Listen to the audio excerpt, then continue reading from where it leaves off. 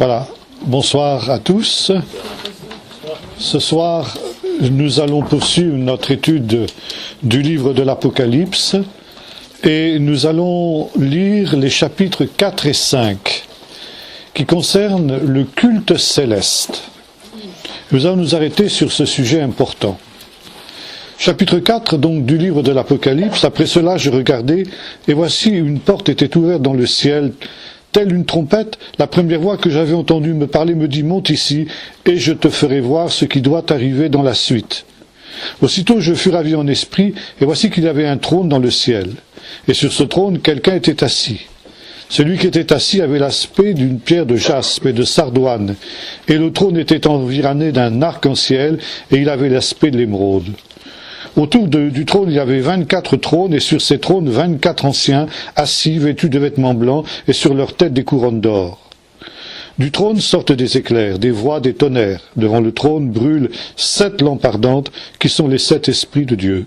Devant le trône, c'est comme une mer de verre, semblable à du cristal. Au milieu du trône et tout autour du trône, 4 êtres vivants remplis d'yeux devant et derrière. Le premier être vivant est semblable à un lion.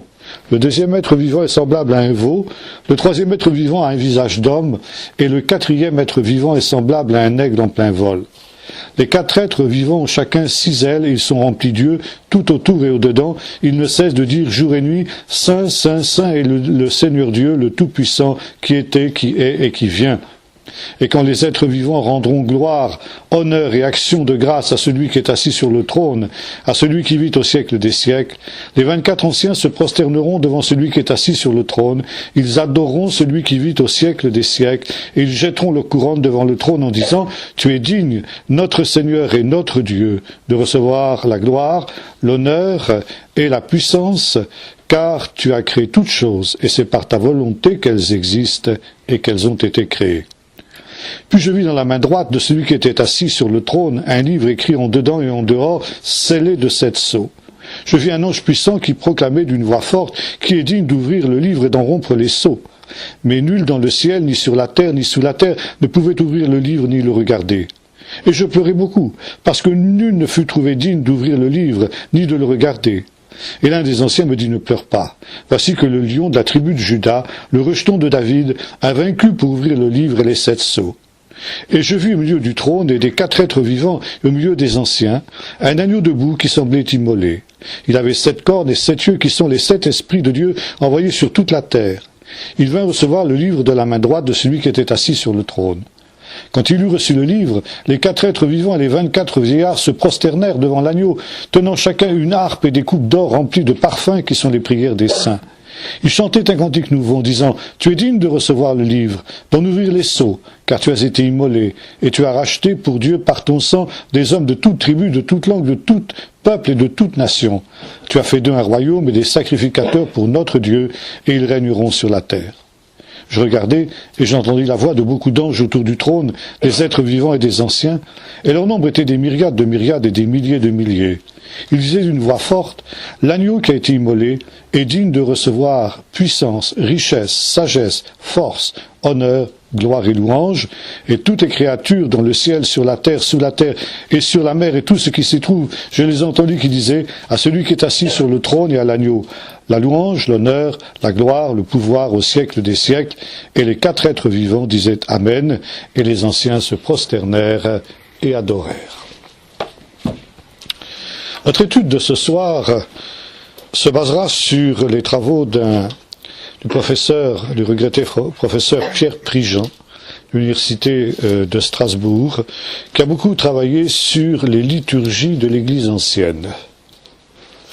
Et ces recherches ont amené le professeur Prigent à la conclusion que ces liturgies anciennes, en fait, sont calquées sur le texte que nous venons de lire.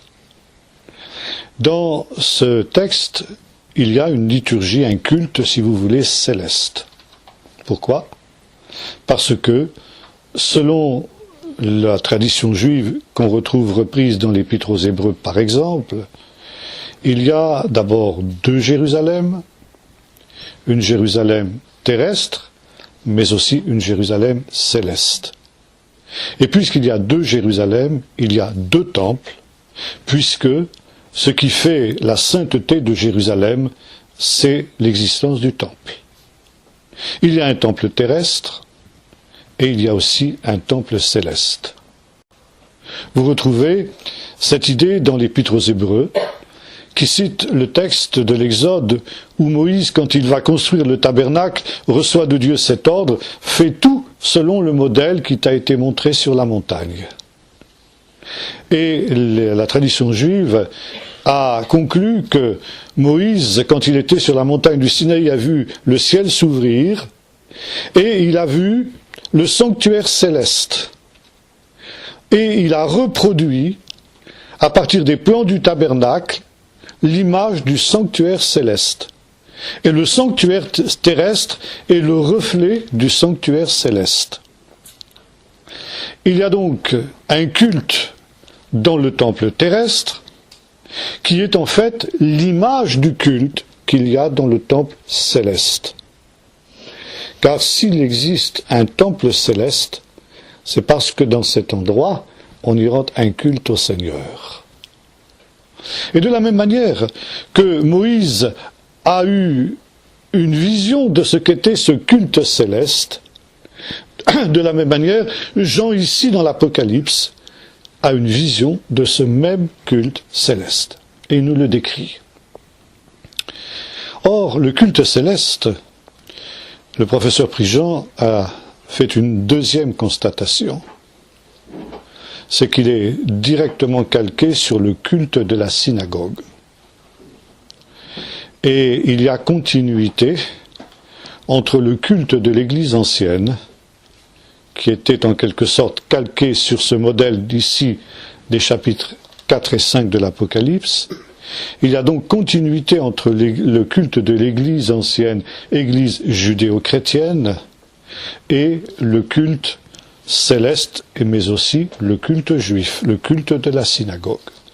D'ailleurs, vous allez le constater, tous les cultes de nos églises, depuis l'église romaine jusqu'aux pentecôtistes ou charismatiques les plus libres, finalement, est calqué sur le modèle de l'Apocalypse et sur le modèle, par conséquent, de la synagogue. Pour que nous comprenions justement ce culte céleste, il faut que nous comprenions comment se déroule un culte dans la synagogue. Je ne sais pas si certains d'entre vous ont déjà participé à un service de Shabbat le samedi matin dans une synagogue. Eh bien, c'est à peu près justement ce qui nous est décrit ici dans notre texte. Le culte de la synagogue comprend plusieurs parties. La première partie du culte synagogal s'appelle en hébreu le Yotzer. Yotzer, ça vient d'un mot qui signifie le créateur. Ça veut dire que la première partie du culte, c'est de rendre grâce à Dieu en tant que créateur. Tout part de là, la reconnaissance que Dieu est le créateur de toutes choses. Et que par conséquent, étant ses créatures, nous sommes aussi ses enfants, et nous lui sommes redevables.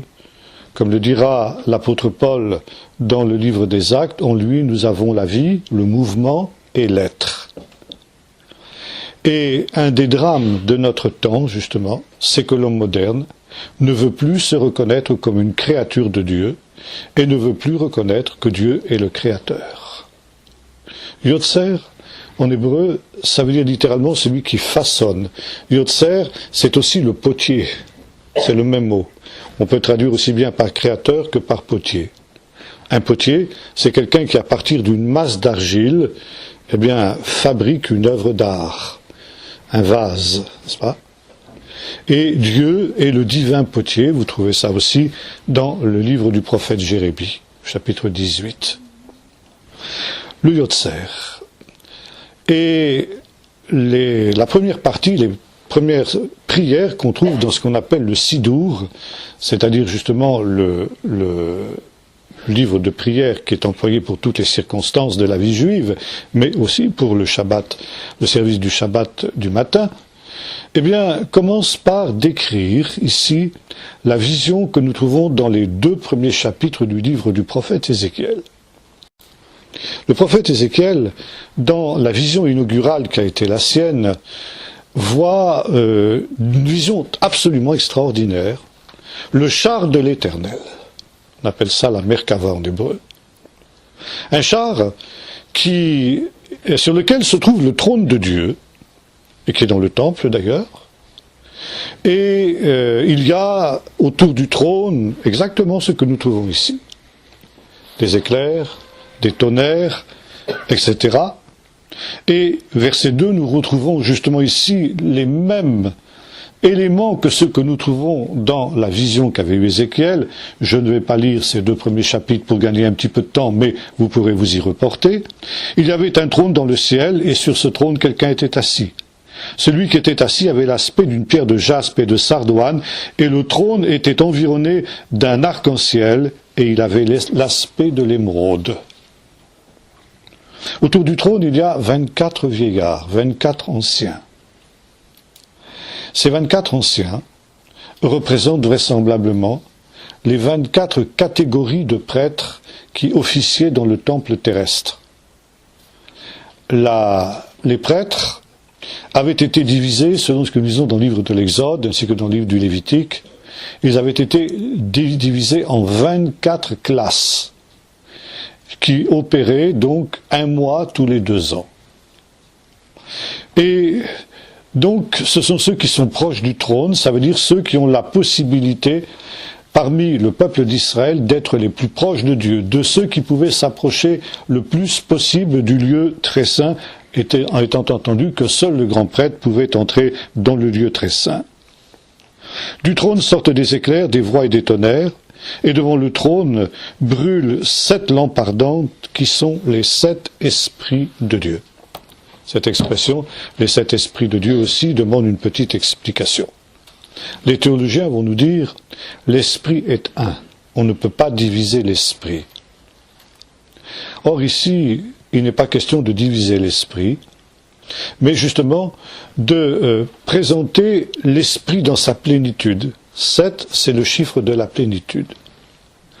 Et cette expression, les 7 esprits de Dieu, est tirée directement du chapitre 11 du livre du prophète Ésaïe, où il est question du Messie. Le Messie, d'ailleurs c'est un texte qu'on lit en cette période de l'année dans la plupart des églises, cette période de l'Avent, n'est-ce pas ? La venue de Jésus, l'Esprit de l'Éternel reposera sur lui. Première, esprit de sagesse, de force, esprit de connaissance et de crainte de l'Éternel, il respira la crainte de l'Éternel. 7 expressions qui désignent l'esprit qui reposera sur le Messie. Et de là, on tire dans la tradition juive cette idée des 7 esprits de Dieu. Non pas qu'il y ait 7 esprits, mais il y a un esprit de plénitude. Et le propre du Messie, c'est qu'il reçoit l'esprit sans mesure.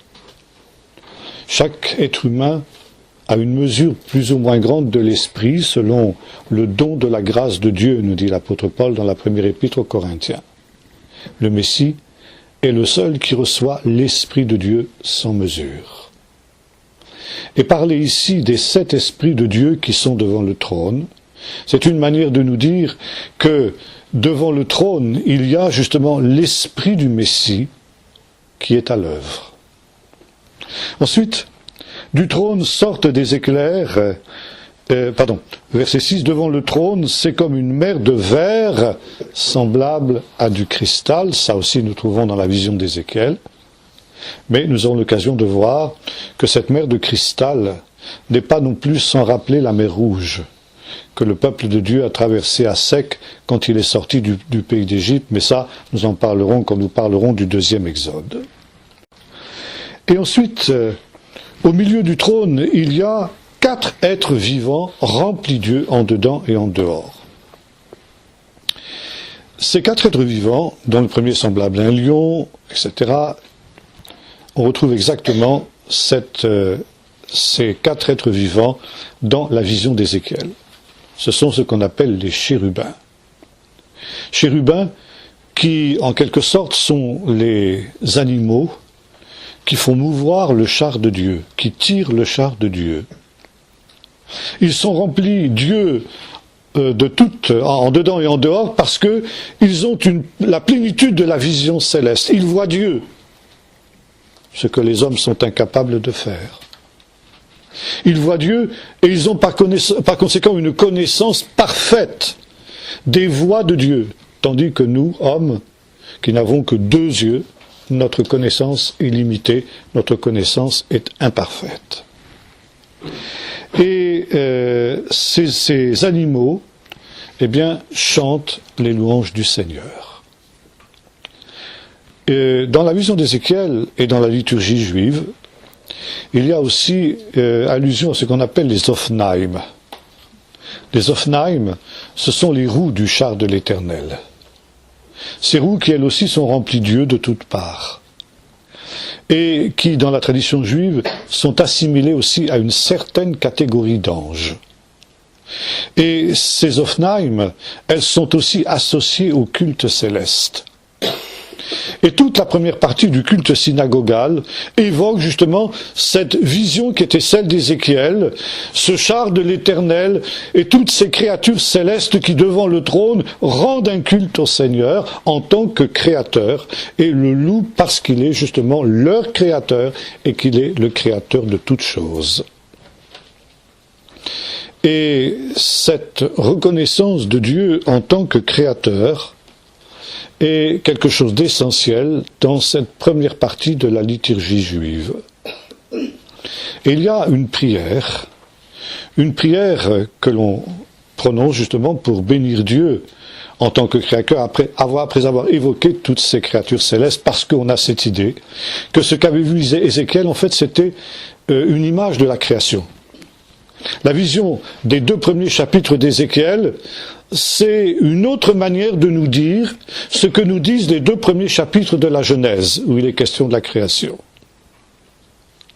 Et cette grandiose vision est une révélation de l'œuvre de la création de Dieu.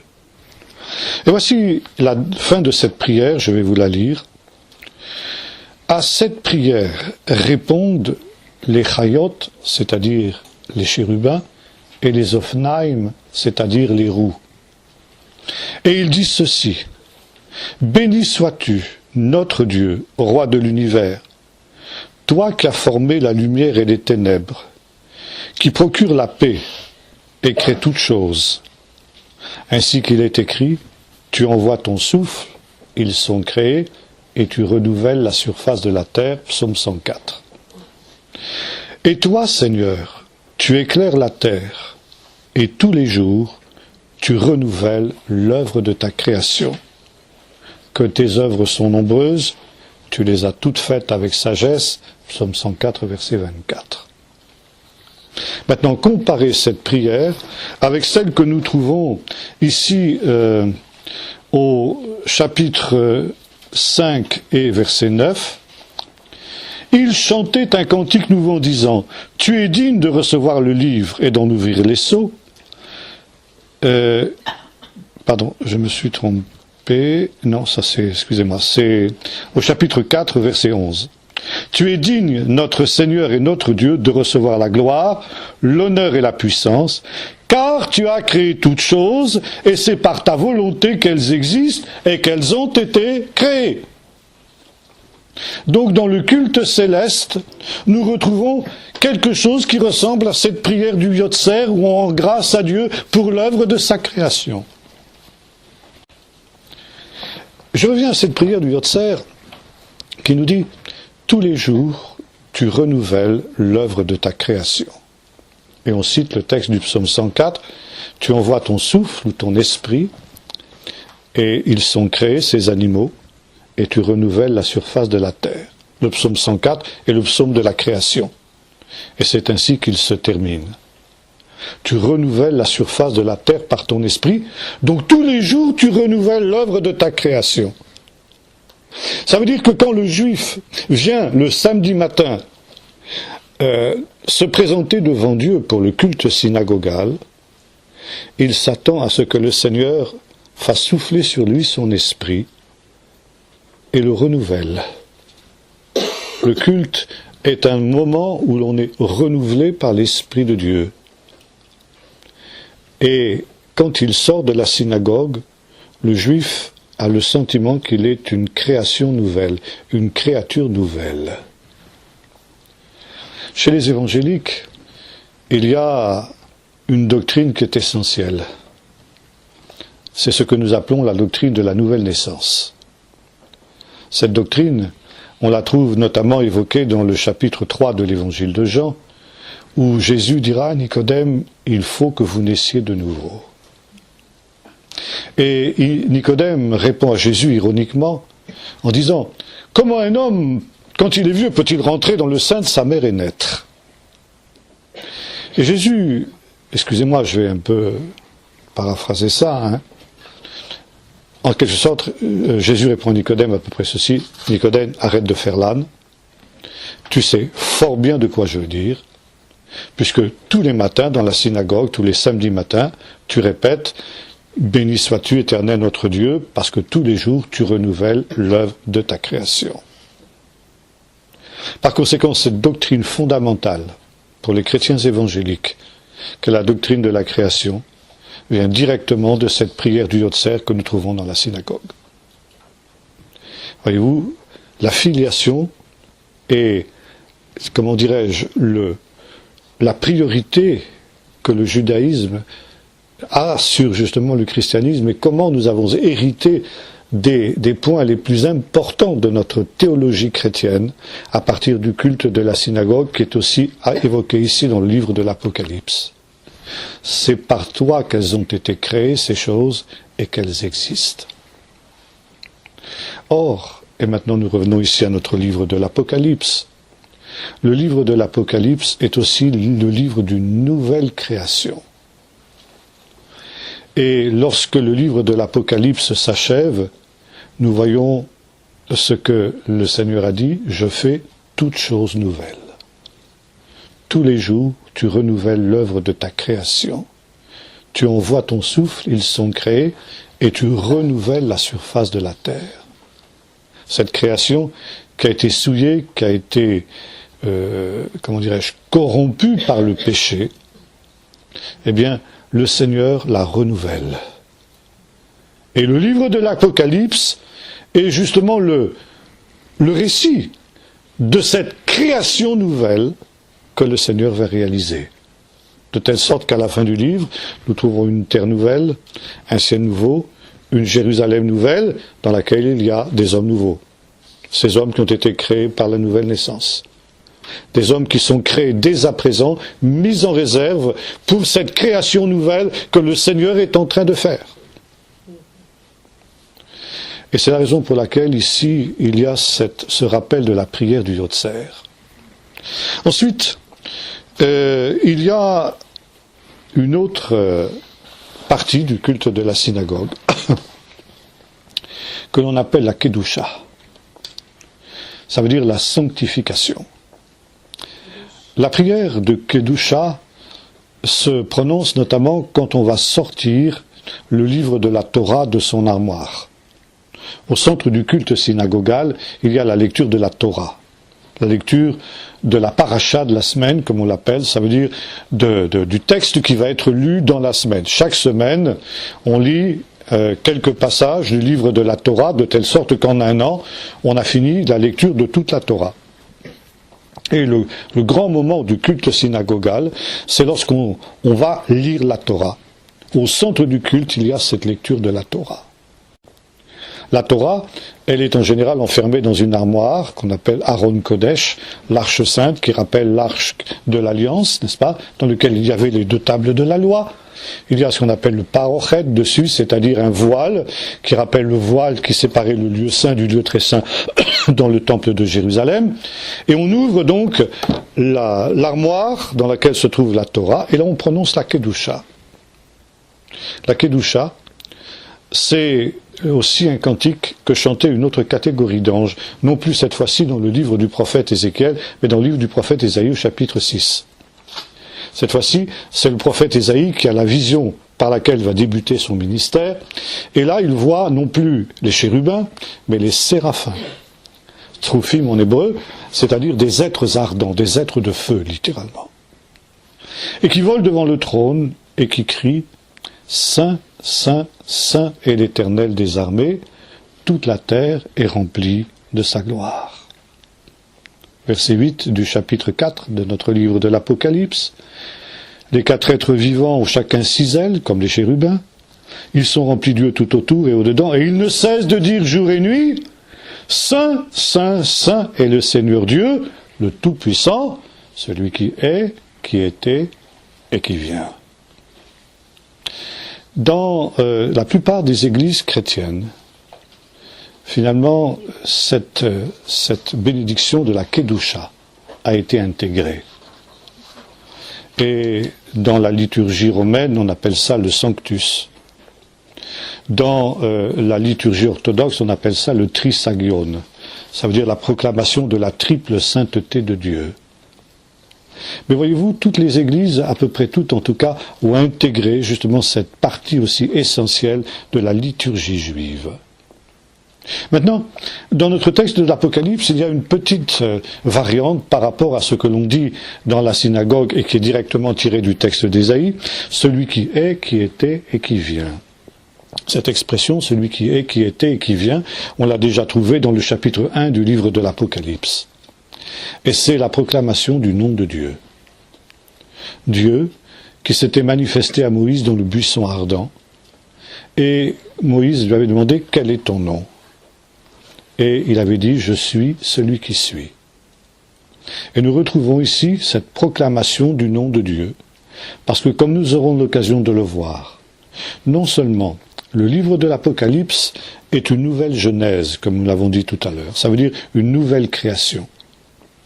Mais le livre de l'Apocalypse est aussi un deuxième exode, la libération du peuple de Dieu de tous les esclavages pour entrer dans la nouvelle terre promise, qui est justement ce ciel nouveau et cette terre nouvelle et cette Jérusalem nouvelle dans laquelle la justice habitera.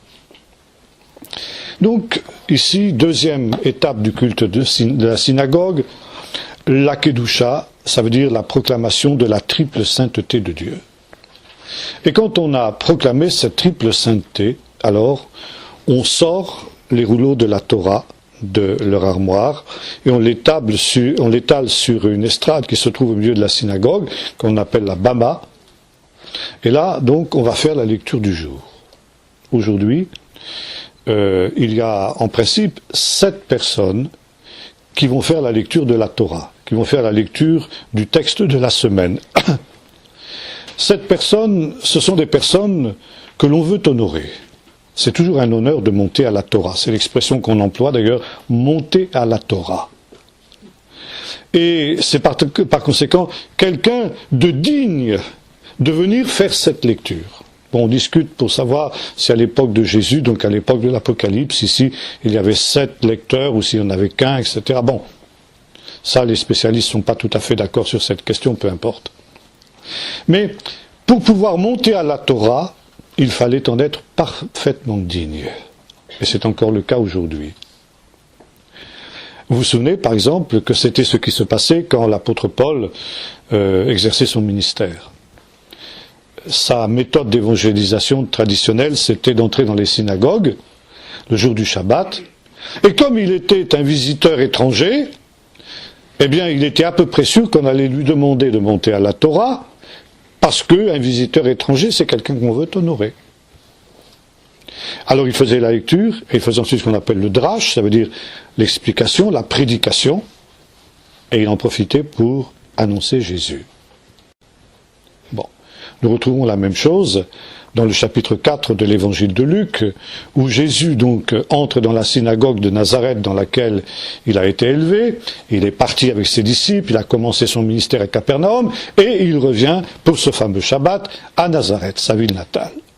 C'est l'enfant du pays qui est revenu après une longue absence, c'est à lui tout naturellement qu'on s'adresse pour qu'il monte à la Torah.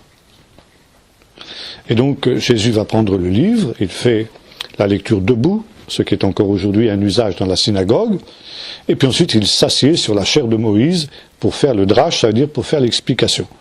Pourquoi est-ce qu'on fait la lecture debout et la prédication assis? Pour montrer que la prédication c'est une parole d'homme, c'est pas la parole de Dieu. Elle n'a pas la même autorité que celle qui est proclamée par la parole de Dieu, par la Bible, et que l'on proclame donc debout pour montrer que ce livre a pleine autorité. Bon, ça je ferme la parenthèse. Voyez comment Luc connaissait bien les usages. Et vous remarquerez que c'est exactement ce qu'on trouve aussi dans toutes nos églises. Dans toutes nos églises, nous lisons des textes de la parole de Dieu. Alors vous direz qu'on ajoute aussi le Nouveau Testament. Oui, bien sûr, mais pour nous c'est aussi la parole de Dieu. Et après, vous avez la prédication, vous avez l'homélie, selon les termes que l'on emploie dans les églises ou les autres, c'est directement tiré du culte de la synagogue. Vous voyez à quel point nous sommes tributaires, même dans la forme de nos liturgies, même dans la forme de nos églises, de la tradition juive. Maintenant, il y a quelque chose aussi d'intéressant, c'est que celui qui monte à la Torah, il porte un nom. On l'appelle l'époux de la Torah. Donc c'est vraiment un honneur. Et maintenant nous revenons à notre texte de l'Apocalypse. Lorsque ont été prononcés ces deux cantiques que nous avons évoqués, le cantique du Yotzer, Dieu béni comme créateur, la Kedusha, la bénédiction de la triple sainteté de Dieu, alors on amène un livre scellé de 7 sceaux. Et ce livre, évidemment, n'est rien d'autre que le livre de la Torah. Pourquoi est-il scellé de 7 sceaux? Alors un livre, évidemment, je rappelle ce que c'est. C'est pas du tout un codex comme nous le voyons ici. Un livre avec des pages comme ça. C'est un livre qui est roulé comme ça. Ici, vous avez les 7 sceaux. Et puis, donc, quand on rompt un sceau, on a une première colonne qu'on peut lire. On rompt un deuxième sceau, on a une deuxième colonne, et ainsi de suite. Jusqu'à ce que l'ensemble du livre soit déroulé.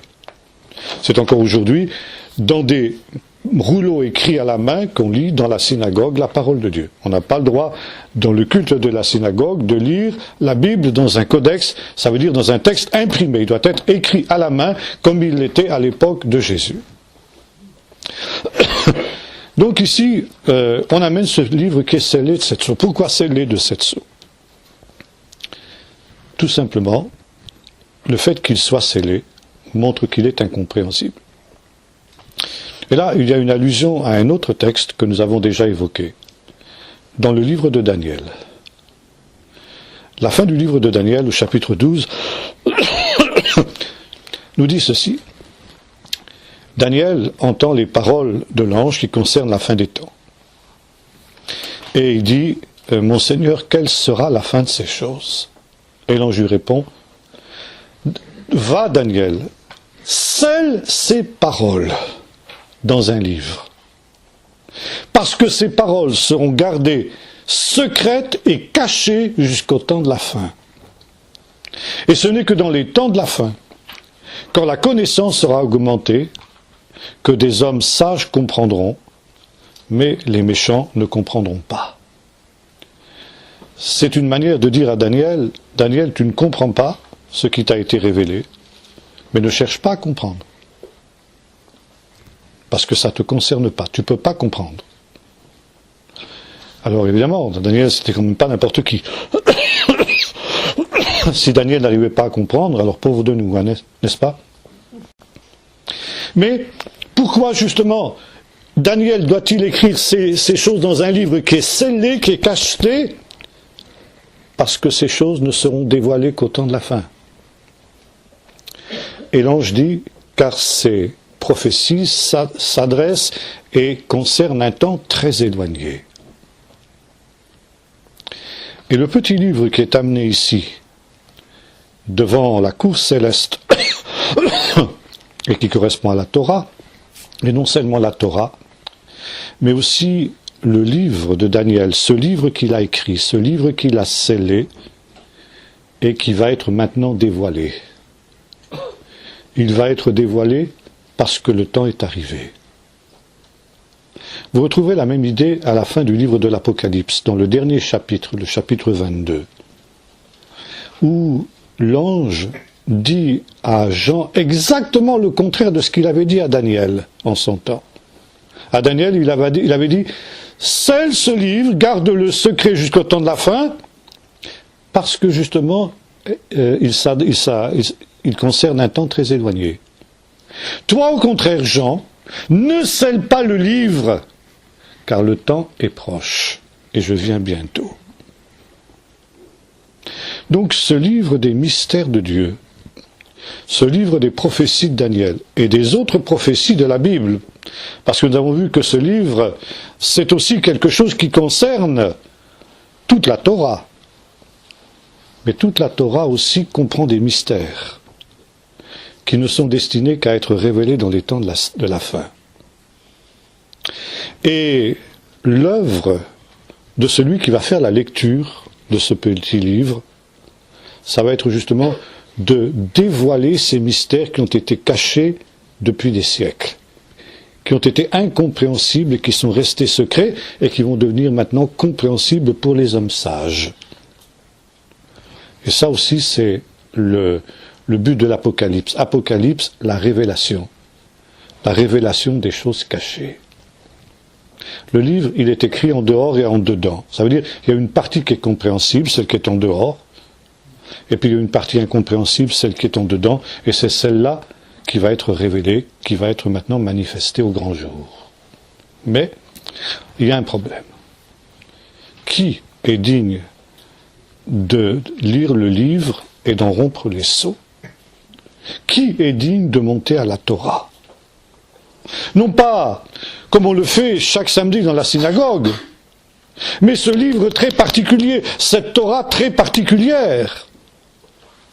Qui est digne d'être l'époux de la Torah? Et il nous est dit que même dans le ciel, parmi les anges les plus élevés en dignité, en gloire, il n'y a personne qui soit digne d'ouvrir le livre et d'en rompre les sceaux. Il nous est dit que Jean pleure beaucoup, quand l'ange dit non, ne pleure pas, car voici le Messie, l'agneau de Dieu, en même temps le lion de Juda, celui qui a versé son sang, et à cause de la mort qu'il a soufferte, il est digne de prendre le livre et d'en rompre les sceaux. Et c'est une manière de nous dire que Jésus est la clé de la compréhension de la prophétie. Ce n'est qu'en Jésus que ce qui avait été annoncé s'éclaire. Ce n'est qu'en Jésus que les mystères du royaume de Dieu sont révélés, sont manifestés. Comme le dira un autre texte de ce même livre de l'Apocalypse, l'Esprit de Jésus et le témoignage de Jésus, est l'esprit de la prophétie. Ça veut dire que ce n'est qu'en lui que l'on peut comprendre justement le plan de Dieu, le plan prophétique de Dieu. La deuxième chose que cela nous apprend, c'est que précisément nous sommes maintenant dans le temps. Un temps d'accomplissement. Non plus un temps d'attente, comme c'était le cas depuis Daniel jusqu'à Jean, en quelque sorte. Et un autre texte nous dit, eh bien maintenant, il n'y a plus d'attente, il n'y a plus de délai. Maintenant, justement, nous sommes dans le temps. Et donc ici, il va y avoir ouverture de 7 sceaux. Et non seulement il y a en quelque sorte dévoilement de ce qui est écrit dans le livre, mais accomplissement et réalisation de ce qui est écrit dans le livre. Chaque fois qu'un sceau est rompu et que par conséquent une partie du livre apparaît, ce qui est écrit dans le livre va s'accomplir sur la terre. Il y a une correspondance entre ce qui se passe dans le ciel et entre ce qui se passe sur la terre. Ce qui se passe sur la terre étant la conséquence de cela. Et évidemment, ce sont essentiellement des jugements, des fléaux qui vont s'abattre justement sur une terre qui connaît justement le paroxysme à cette époque-là de la révolte contre Dieu, ce que justement d'autres textes bibliques appellent l'apostasie. Et cette bénédiction justement de de la Torah. Nous la retrouvons aussi dans la prière du Gluck de la Kedusha. Je vais vous la lire traduite de l'hébreu cette fois-ci. L'agneau donc qui est l'époux de la Torah et qui lui aussi, parce qu'il est justement le Saint de Dieu, peut prendre ce livre, en ouvrir le sceau. Sois béni notre rocher, notre roi, notre rédempteur, créateur des saints. Que force soit à ton nom, notre roi, créateur des êtres qui te servent, toi dont les serviteurs se tiennent sur une hauteur éternelle, et qui proclament d'une seule voix les paroles du Dieu vivant. Tous tes bien-aimés, tous tes anges ouvrent la bouche en sainteté, avec chant et mélodie. Ils bénissent, louent, glorifient avec crainte, et proclament saint et royal le nom de Dieu, le roi, en disant, tous d'une seule voix, Saint, Saint, Saint est l'Éternel des armées. Toute la terre est remplie de sa gloire, et les saints et les êtres vivants, dans un grand tremblement, répondent aux séraphins en disant « Béni soit la gloire de l'Éternel depuis son lieu » Ézéchiel 3, verset 12. Donc ici, nous arrivons à la troisième étape du culte synagogal. Première étape, nous avons vu Yotzer, bénédiction de Dieu en tant que créateur. Deuxième étape, Kedusha, proclamation de la triple sainteté de Dieu. Troisième étape, lecture de la Torah. Et puis finalement, le culte se termine, après donc la lecture et l'explication de la parole de Dieu, le drash, la prédication si vous préférez, par une dernière série de prières que l'on appelle la Géoula. Géoula, c'est la rédemption. Et dans cette prière, on va bénir Dieu d'avoir non seulement créé le peuple d'Israël, mais de l'avoir racheté de l'esclavage de l'Égypte. C'est ce qu'on appelle la rédemption. La Géoula, ça veut dire la rédemption. Et on bénit Dieu pour la sortie d'Égypte, selon qu'il est écrit, tu te souviendras de la sortie d'Égypte tous les jours de ta vie. Et non seulement le Seigneur a fait sortir son peuple d'Égypte, l'a libéré de l'esclavage du Pharaon, mais a fait de lui un royaume saint, un royaume de prêtres, un peuple mis à part, lorsqu'il a donné au Seigneur sa Torah sur le mont Sinaï. Et c'est alors qu'on bénit Dieu non seulement pour cette délivrance, mais également pour l'élection d'Israël. Et maintenant, nous lisons dans le chapitre 5, verset 9. Il chantait un cantique nouveau en disant, « Tu es digne de recevoir le livre et d'en ouvrir les sceaux, car tu as été immolé, et tu as racheté, Géoula en hébreu, pour Dieu par ton sang, des hommes de toute tribu, de toute langue, de tout peuple et de toute nation. Tu as fait d'eux un royaume et des sacrificateurs pour notre Dieu, et ils régneront sur la terre. » Par conséquent, ici, nous sommes vraiment dans cette troisième partie du culte de la synagogue, la bénédiction de Dieu pour la rédemption, parce qu'il est non seulement le Créateur, mais il est également le Rédempteur, celui qui a délivré Israël. Maintenant, qu'est-ce que cela nous apprend par rapport au livre de l'Apocalypse? Nous avons vu que le livre de l'Apocalypse est à la fois le récit de cette nouvelle création, mais aussi de cette rédemption qui a été accomplie par l'agneau. L'agneau qui, par son sang, justement, a délivré les hommes de toute nation et de toute langue, de toute tribu, non plus de la servitude de l'Égypte, mais de la servitude du péché et de la mort, pour faire d'eux, justement, l'Église, cette fois-ci, un peuple de sacrificateurs à l'image de ce qu'a été Israël quand Dieu s'est révélé à lui sur la montagne du Sinaï. Et cette rédemption qui a fait justement que non seulement le peuple de l'Église est un peuple sauvé, mais c'est aussi un peuple adopté par Dieu, un peuple choisi, un peuple élu, eh bien c'est un peuple aussi qui est appelé à cette rédemption qui va être manifestée par le livre de l'Apocalypse. Et comme je disais tout à l'heure, nous aurons l'occasion de voir ça dans notre prochaine étude, eh bien l'Apocalypse est aussi un deuxième exode. Et nous retrouvons toutes les étapes de l'exode dans ce livre qui va faire passer justement ce peuple nouveau créé par le Seigneur de l'esclavage à la liberté. Maintenant, qu'est-ce que nous apprend aussi ce culte céleste? Eh bien que c'est le culte céleste, en quelque sorte, qui fait avancer l'histoire. Quand les êtres divins, les êtres célestes devant le trône, célèbrent leur culte, il y a des choses qui se passent sur la terre. L'histoire progresse et l'histoire avance. Et c'est une des raisons pour lesquelles, eh bien, les événements qui vont se produire sur la terre sont ambigus, si j'ose dire. Pour les impies, ça doit être un temps de jugement. Pour les justes, ça va être un temps de délivrance et de miséricorde. Vous retrouvez ça aussi chez Jésus, quand Jésus déclare quand vous verrez ces choses, les hommes rendront l'âme de terreur dans l'attente de ce qui arrivera, parce que même les puissances des cieux seront ébranlées. Mais vous, dit Jésus, quand vous verrez ces choses, au contraire, réjouissez-vous et redressez votre tête, parce que votre délivrance est proche. Et c'est pourquoi, pour les élus, l'Apocalypse, nous l'avons dit en commençant, c'est une bonne nouvelle. Maintenant, je voudrais aussi évoquer un autre point très très important de nos cultes aux uns aux autres.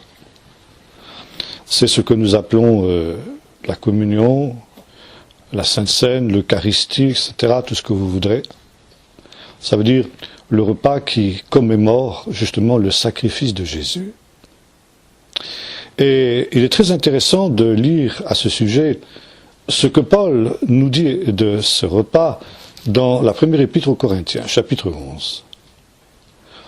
Il nous rappelle que, en prenant ce pain et cette coupe, nous annonçons la mort du Seigneur, et il ajoute, jusqu'à ce qu'il revienne. Par conséquent, ce repas nous ramène vers le passé, le temps où Jésus a offert son corps en sacrifice, mais il nous projette vers l'avenir, le temps où il reviendra. Jésus lui-même, quand il avait parlé de ce repas, avait aussi évoqué ces deux données. Faites ceci en souvenir de moi, en souvenir du sacrifice que je vais accomplir dans quelques instants. Car je vous le dis, je ne mangerai plus désormais du fruit de la vigne, jusqu'au jour où j'en mangerai avec vous dans le royaume de Dieu. Et Paul déclare ceci. C'est pourquoi celui qui mangera le pain ou boira la coupe indignement sera coupable envers le corps et le sang du Seigneur.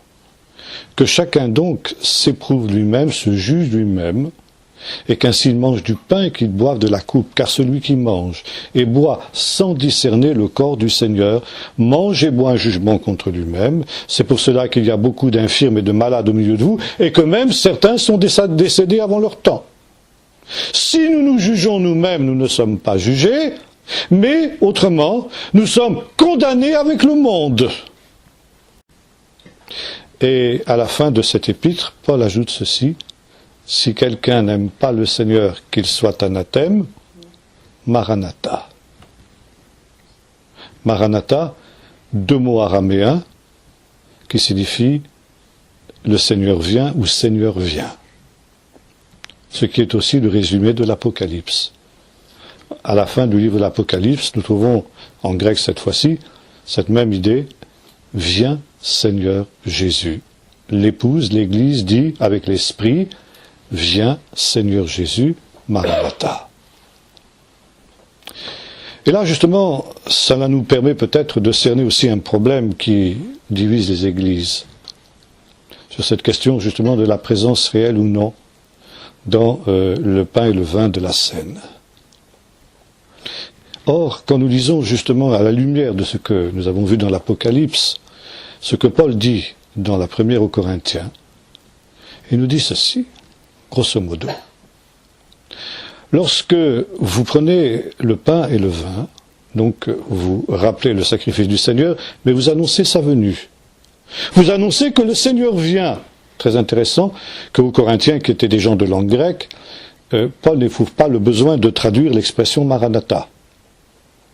Ça veut dire que les Corinthiens la connaissent, cette expression. Pourquoi ? Parce qu'ils la répètent dans leur liturgie. Comme nous, on n'a pas besoin de nous traduire les mots Amen ou Alléluia, parce que ce sont des mots qui sont devenus courants dans nos liturgies. Maranatha, c'était quelque chose qui était courant chez les premiers chrétiens. Le Seigneur vient. Il vient au dernier jour. Mais il vient aussi lorsque le peuple de Dieu est rassemblé pour prendre le pain et le vin. Il vient. Il est celui qui vient.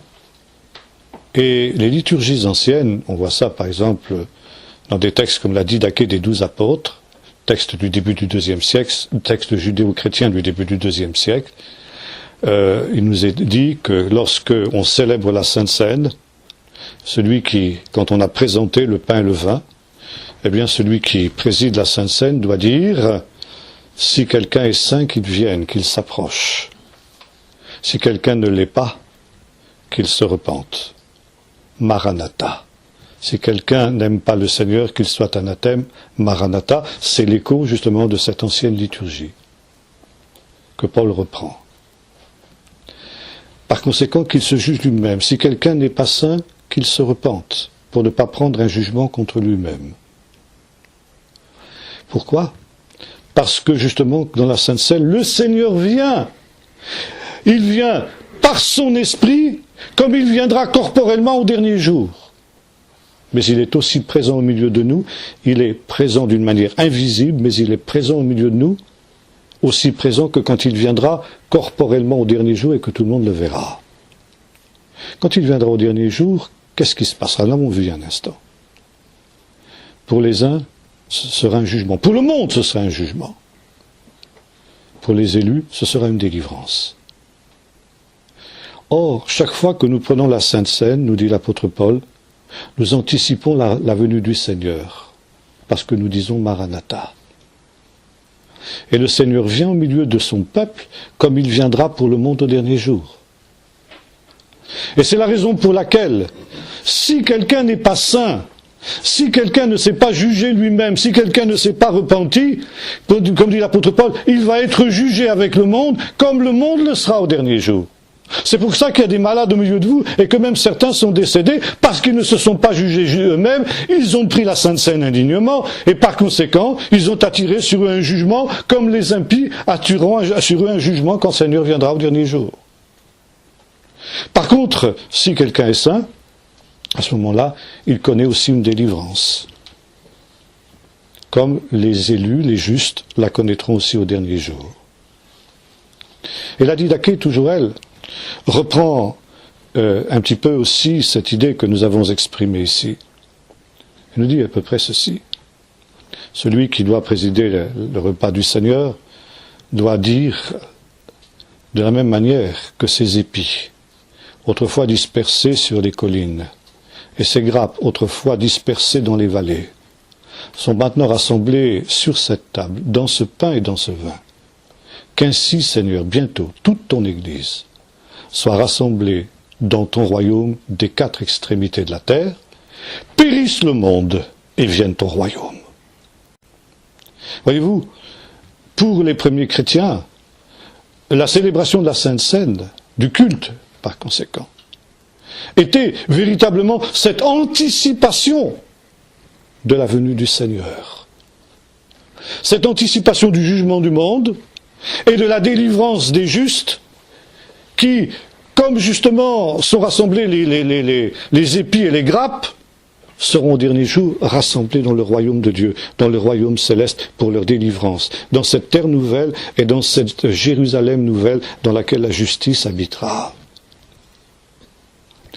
Et c'est la raison pour laquelle aussi nous trouvons l'importance de cette réalité ici au centre de notre Apocalypse. Au centre de l'Apocalypse, nous n'avons pas la Sainte Seine au sens que nous l'entendons. Par contre, nous avons la personne de l'agneau lui-même. L'agneau qui est là comme immolé, ça veut dire qui à la fois rappelle ce qu'a été son sacrifice. Vous vous rappelez le sacrifice du Seigneur jusqu'à ce qu'il vienne le lion de Juda. Il a été l'agneau de Dieu et il viendra comme le lion de Juda au dernier jour.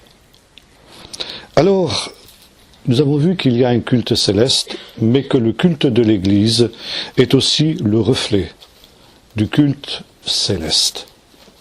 Et ce n'est pas simplement le culte céleste qui fait avancer l'histoire. Mais lorsque nous célébrons le culte, nous sommes associés avec le culte qu'il y a dans le ciel. Nous sommes associés avec les créatures célestes. Et c'est aussi notre culte qui fait avancer l'histoire. Ça aussi, c'est quelque chose que notre texte ici de l'Apocalypse nous rappelle, parce que nous aussi, comme le peuple d'Israël, nous avons été appelés à être une nation sainte et un peuple de prêtres. Et le but de la vocation d'Israël, le but de l'Exode, c'est « Ils me feront un sanctuaire et j'habiterai au milieu d'eux ». Et nous retrouvons à la fin de l'Apocalypse une ville, Jérusalem, qui est un temple. C'est une ville-temple, il n'y a plus de temple parce que tout Jérusalem est un temple. Et finalement, c'est dans cette ville que les élus célèbrent le culte du Seigneur, l'éternité. Voici le sanctuaire de Dieu au milieu des hommes. J'habiterai au milieu d'eux, ils seront mon peuple et je serai leur Dieu. Voilà ce qu'est aussi le message de l'Apocalypse. On va de cette dispersion, comme ces épis et ces grappes étaient dispersés, jusqu'à ce sanctuaire dans la Nouvelle Jérusalem, où, avec les anges, les archanges, nous célébrerons le culte céleste toute l'éternité, après l'avoir célébré aussi sur la terre, pour faire avancer cette histoire vers le royaume. Vienne ton royaume et périsse ce monde. Voilà. Bien, si vous avez des questions.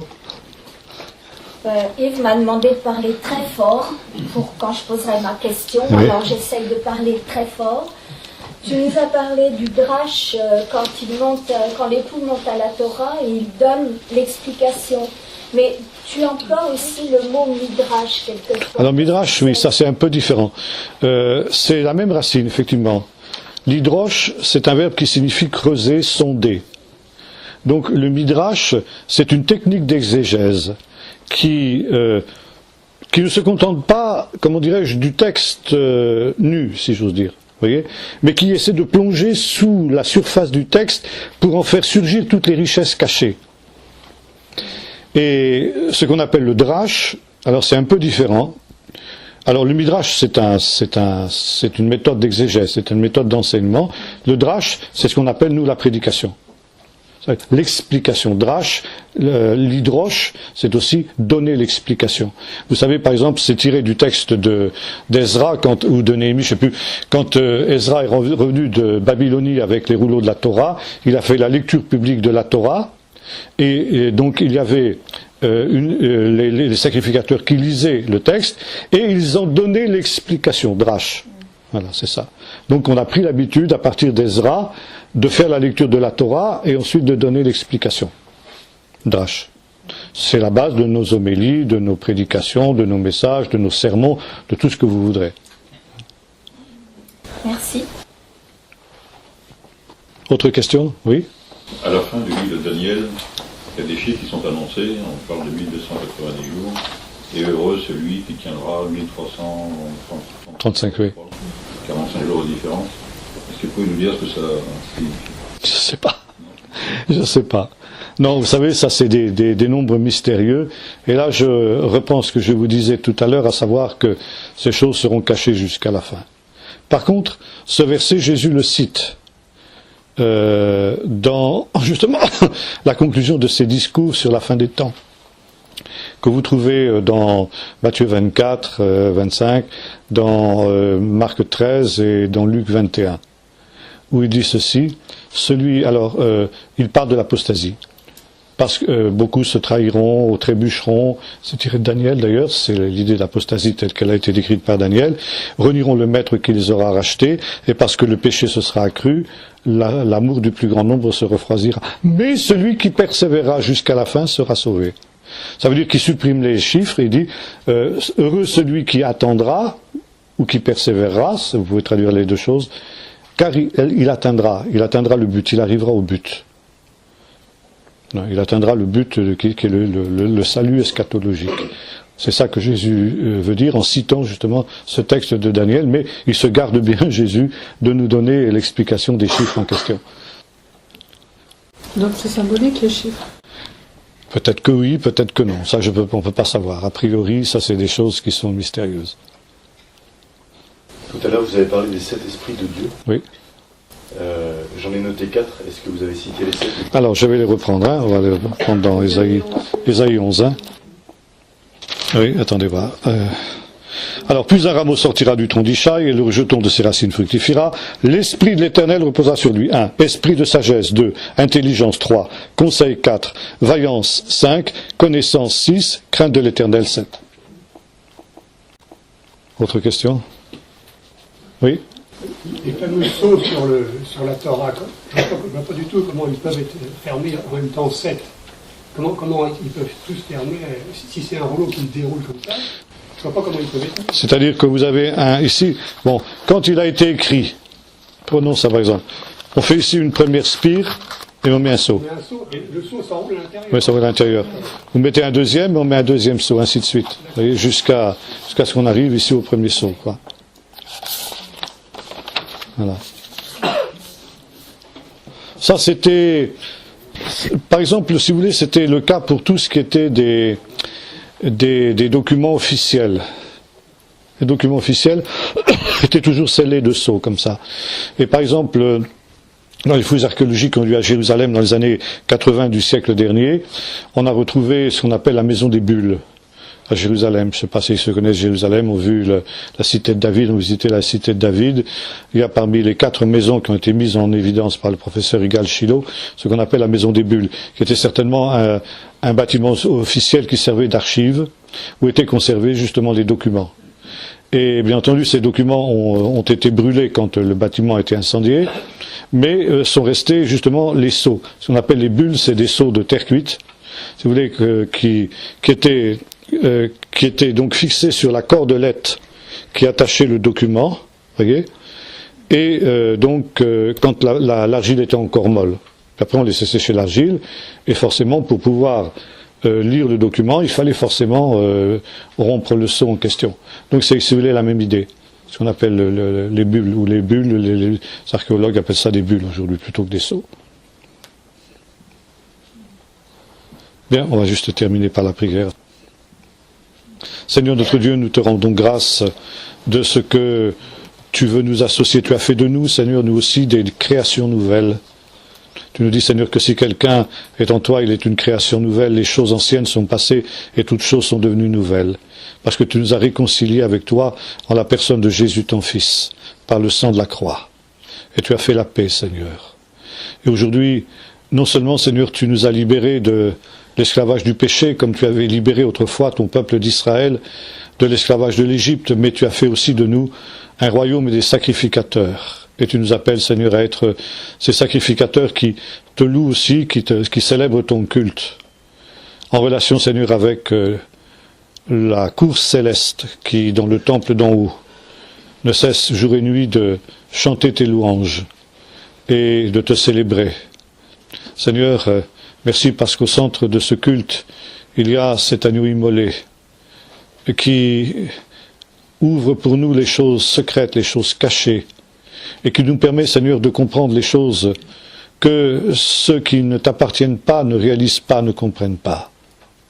Tu nous permets notamment, Seigneur, de réaliser que tu es celui qui vient bientôt, et qu'au travers, Seigneur, des convulsions d'un monde à l'agonie, c'est ton royaume qui commence à se manifester. De telle sorte, Seigneur, que avec toutes ces créatures célestes, nous pouvons aussi dire Maranatha. Le Seigneur vient. Aide-nous, Seigneur, de vivre dans cette perspective, dans cette dimension et dans cette attente. Et donne-nous, Seigneur, d'avoir cet esprit de révélation pour pouvoir justement voir aussi se dérouler, Seigneur, cette histoire du salut, cette histoire de la rédemption, qui aussi se manifeste par des choses négatives sur cette terre, mais Seigneur, qui sont autant de signes que notre délivrance est proche, de telle sorte que tu nous amènes à relever la tête et à nous réjouir. Au nom de Jésus. Amen. Amen.